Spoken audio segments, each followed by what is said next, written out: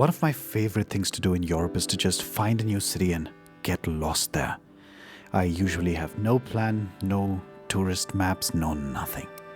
I just take a camera with me, I take one or two lenses, I'm just listening to a couple of albums I like, and that's my whole day.